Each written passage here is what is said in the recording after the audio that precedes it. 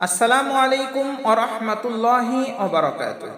সম্মানিত দর্শকবৃন্দ, এখন আমরা জানব পবিত্র কুরবানির জরুরি মাসাইল। কুরবানি একটি গুরুত্বপূর্ণ ইবাদত। কুরবানি মুসলিম উম্মাহর ঐতিহ্যের এক অনন্য স্মারক, মিল্লাতে ইব্রাহিমের পরিচায়ক, ইসলামের একটি গুরুত্বপূর্ণ শিয়ার বা নিদর্শন। সম্মানিত দর্শকবৃন্দ, এখন আমরা জানব কোরবানি কার উপর ওয়াজিব।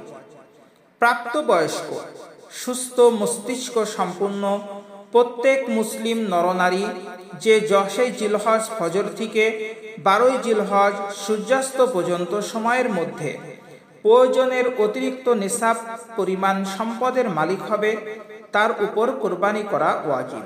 টাকা পয়সা, সোনা রূপা, অলংকার, বসবাস ও খোরাকির প্রয়োজন হয় না এমন জমি, প্রয়োজন অতিরিক্ত বাড়ি, ব্যবসায়িক পণ্য ও অপ্রয়োজনীয় সব আসবাবপত্র কোরবানির নেশাবের ক্ষেত্রে হিসাবযোগ্য। আর নেশাব হল 7.5 ভরি স্বর্ণ অথবা 52.5 ভরি রূপা, এই সমপরিমাণ কোনো নগদ অর্থ অথবা কোনো সম্পদ যদি কোনো মানুষের কাছে 1 বৎসর কাল বা 10 জিলহজ থেকে 12 জিলহজ সূর্যাস্ত পর্যন্ত সময়ের মধ্যে থাকে, তাহলে তার উপর কোরবানি ওয়াজিব হবে। কোরবানির সময় মোট 3 দিন: 10 জিলহজ, 11 জিলহজ এবং 12 জিলহজ সূর্যাস্ত পর্যন্ত। তবে সম্ভব হলে জিলহজের 10 তারিখেই কোরবানি করা উত্তম। মুয়াত্তায়ে মালিক 188 নং হাদিস। সম্মানিত দর্শকবৃন্দ, এখন আমরা জানব কোরবানি কখন থেকে শুরু করা যাবে।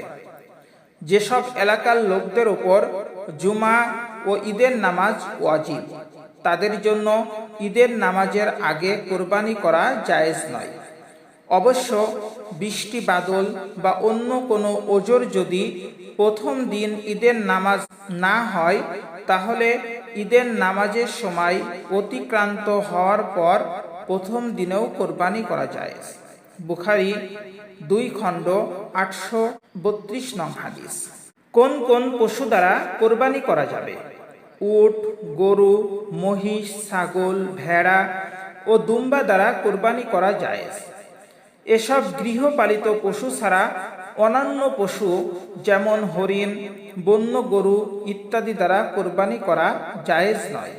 বাদায়ুস সানায়ে 4 খণ্ড 205। কোরবানির পশুর বয়স সীমা: উট কমপক্ষে 5 বছর বয়স হতে হবে, গরু ও মহিষ কমপক্ষে 2 বছরের হতে হবে, আর ছাগল, ভেড়া ও দুম্বা কমপক্ষে 1 বছরের হতে হবে। তবে ভেড়া ও দুম্বা যদি 1 বছরের কিছু কমও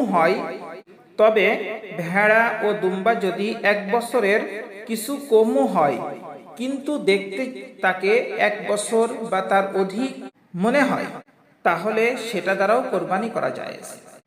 ছাগলের বয়স 1 বছরের কম হলে কোনো অবস্থাতেই তা দ্বারা কোরবানি করা জায়েজ হবে না। বাদায়ুস সানায়ে 4 খণ্ড 205-206। সম্মানিত দর্শকবৃন্দ, এখন আমরা জানব এক পশুতে কতজন শরীক হতে পারবেন। একটি ছাগল, ভেড়া বা দুম্বা দ্বারা শুধু একজনই কুরবানি দিতে পারবেন। এমন একটি পশু কয়েকজন মিলে কুরবানি করলে কারোটাই সহি হবে না। আর উট, গরু, মহিষ সর্বোচ্চ 7 জন শরীক হতে পারবে। 7-এর অধিক শরীক হলে কারো কুরবানি সহি হবে না। সহি মুসলিম 1318 নং হাদিস। অংশীদারি কোরবানিতে যে বিষয়ে লক্ষ্য রাখা জরুরি: যদি কেউ আল্লাহ তাআলার হুকুম পালনের উদ্দেশ্যে কোরবানি না করে শুধু গোশত খাওয়ার নিয়তে কোরবানি করে, তাহলে তার কোরবানি সহি হবে না। তাকে অংশীদার বানালে শরীকদের কারো কোরবানি সহি হবে না। তাই অত্যন্ত সতর্কতার সাথে সঙ্গী নির্বাচন করতে হবে। বাদায়ুস সানায়ে 4 খণ্ড 208। এমনিভাবে শরীকদের কারো পুরো বা অধিকাংশ উপার্জন যদি হারাম হয়, তাহলে কারো কোরবানি সহি হবে না। মাবসুতুস আরাখসি 10 খণ্ড 1196। খোড়া পশুর কোরবানি। যে পশু 3 পায়ে চলে, 1 পা মাটিতে রাখতে পারে না বা ভর করতে পারে না, এমন পশুর কোরবানি জায়েজ নয়। সুনানে আবু দাউদ 387 নং হাদিস। রুগ্ন ও দুর্বল পশুর কোরবানি। এমন শুকনো দুর্বল পশু যা জবাইয়ের স্থান পর্যন্ত হেঁটে যেতে পারে না, তা দ্বারা কোরবানি করা জায়েজ নয়।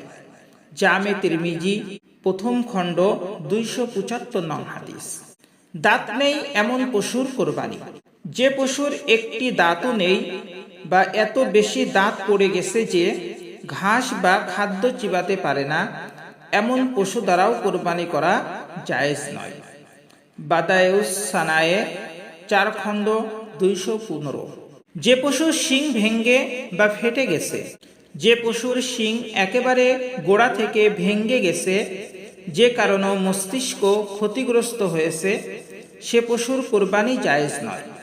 পক্ষান্তরে যে পশুর অর্ধেক শিং বা কিছু শিং ফেটে বা ভেঙ্গে গেছে বা শিং একেবারে উঠেইনি, সে পশু কোরবানি করা জায়েজ। সুনানে আবু দাউদ 388 নং হাদিস। কান বা লেজ কাটা পশুর কোরবানি। যে পশুর লেজ বা কোনো কান অর্ধেক বা তারও বেশি কাটা, সে পশুর কোরবানি জায়েজ নয়। আর যদি অর্ধেকের বেশি থাকে তাহলে তার কোরবানি জায়েজ। তবে জন্মগতভাবেই যদি কোনো কান ছোট হয় তাহলে অসুবিধা নেই। জামে তিরমিজি 1ম খণ্ড 275 নং হাদিস। অন্ধ পশুর কোরবানি। যে পশুর 2টি চোখই অন্ধ বা এক চোখ পুরো নষ্ট, সে পশু কোরবানি করা জায়েজ নয়। জামে তিরমিজি 1ম খণ্ড 275 নং হাদিস। গর্ভবতী পশুর কোরবানি। গর্ভবতী পশু কোরবানি করা জায়েজ। জবাইয়ের পর যদি বাচ্চা জীবিত পাওয়া যায় তাহলে সেটিও জবাই করতে হবে। তবে প্রস্রাবের সময় আসন্ন হলে সে পশু কোরবানি করা মাকরুহ। কাজী খান 3 খণ্ড 350। নিজের কোরবানির পশু নিজে জবাই করা উত্তম। নিজে না পারলে অন্যকে দিয়েও জবাই করাতে পারবে। এক্ষেত্রে কোরবানিদাতা পুরুষ হলে জবাই স্থলে তার উপস্থিত থাকা ভালো। মুসনাদে আহমদ 22,657 নং হাদিস। মৃতর পক্ষে কোরবানি। মৃতর পক্ষ থেকে কোরবানি করা জায়েজ। মৃত ব্যক্তি যদি ওসিয়ত না করে থাকেন তবে সেটি নফল কোরবানি হিসেবে গণ্য হবে। কোরবানির স্বাভাবিক গোশতের মতো তা নিজেরাও খেতে পারবেন এবং আত্মীয় স্বজনকেও দিতে পারবেন। আর যদি মৃত ব্যক্তি কোরবানির ওসিয়ত করে গিয়ে থাকেন তবে এর গোশত নিজেরা খেতে পারবেন না, গরিব মিসকিনদের মধ্যে সদকা করে দিতে হবে। মুসনাদে আহমদ 1ম খণ্ড 107 নং হাদিস। অন্য কারো ওয়াজিব কোরবানি আদায় করতে চাইলে, অন্যের ওয়াজিব কোরবানি দিতে চাইলে ওই ব্যক্তির অনুমতি নিতে হবে, নতুবা ওই ব্যক্তির কোরবানি আদায় হবে না। অবশ্য স্বামী বা বাবা যদি স্ত্রী বা সন্তানের বিনা অনুমতিতে তার পক্ষ থেকে কোরবানি করে তাহলে তাদের কোরবানি আদায় হয়ে যাবে, তবে অনুমতি নিয়ে আদায় করা ভালো। সম্মানিত দর্শকবৃন্দ, আমরা গুরুত্বপূর্ণ কোরবানির জরুরি মাসাইল সম্পর্কে আলোচনা করলাম। মহান আল্লাহ তাআলা আমাদের কোরবানিতে বরকত দান করুন এবং কোরবানির ফজিলত আমাদেরকে দান করুন। আপনাদের দীর্ঘায়ু ও মঙ্গল কামনা করে এখানে আলোচনা শেষ করছি। আল্লাহ হাফেজ। আসসালামু আলাইকুম ওয়া রাহমাতুল্লাহি ওয়া বারাকাতুহু।